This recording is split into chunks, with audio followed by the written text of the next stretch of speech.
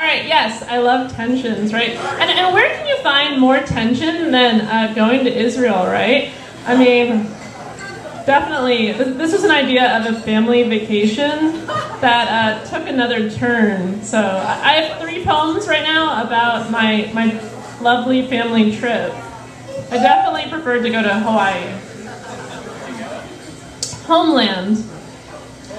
Flight 796. Philadelphia to Tel Aviv. 11 hours of non-sleep. I pace the aisles until one man smiles at me and asks, "Is this your first trip to the homeland?" He, half awake, leans against the cabin door. His black kippah flips over baldness, and my response, a partial lie, yes.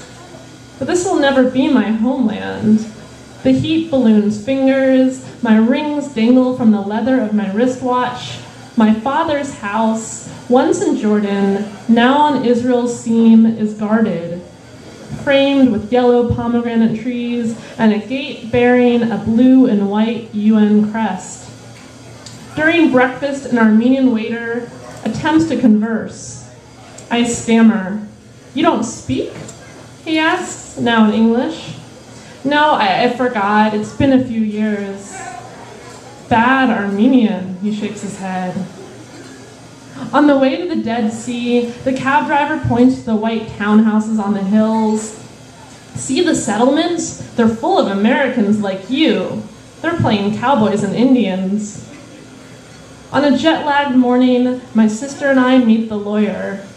He unveils our father's will, deeding the house to us. 7 pages sprawl across the glass table. She mutters, "We'll be stuck with this place forever." Thanks.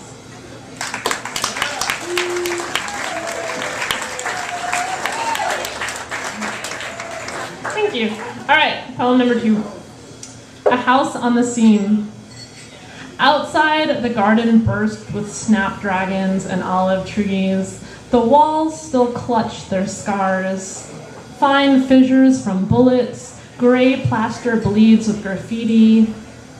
Behind the lemon trees, where the UN guards steal fruits by the bushel, a house is sewn into a country's seam. A Jerusalem address that shifts each decade. Jordan, then no man's land, now Israel. My father hasn't lived in it since '56. And when my grandmother died, her best friend, a Christian missionary who knew about her orphanages, the 13 miscarriages, and what really happened during the genocide, moved in. She shows me my father's bedroom, assures me it hasn't changed. A twin bed, a wooden desk by the window, a sink and toilet behind a beige screen in the corner. But I notice the walls. So deep, they stretch the length of my arm. When she heads to the kitchen to heat water for tea, I press my shoulder blade against the window's frame and reach outwards until fingers brush the bars beyond the opened glass.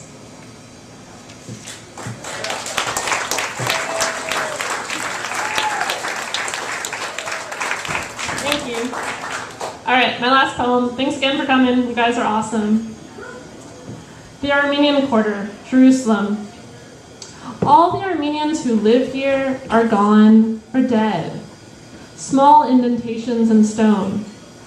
My father and I walk past the Jaffa Gate, past pomegranate peels and stray cats. My non-Armenian mother stays back at the hotel. She blames the heat, the uneven cobblestones, the Orthodox men who glare at her bare shoulders.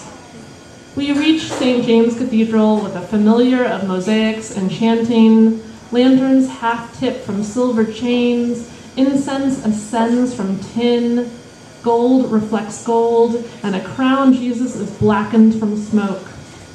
A bearded priest heads towards my father, tells him to uncross his legs, and my father smiles like a disobedient child.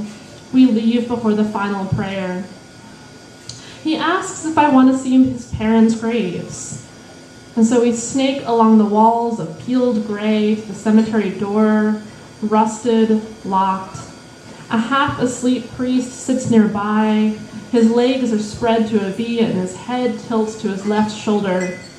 He says the cemetery guard is on vacation. So my father points to me. Please. The priest unveils a tarnished key. Behind the door, a square of olive trees, gravestones layered with broken platters. A white dog follows us, tasting sky.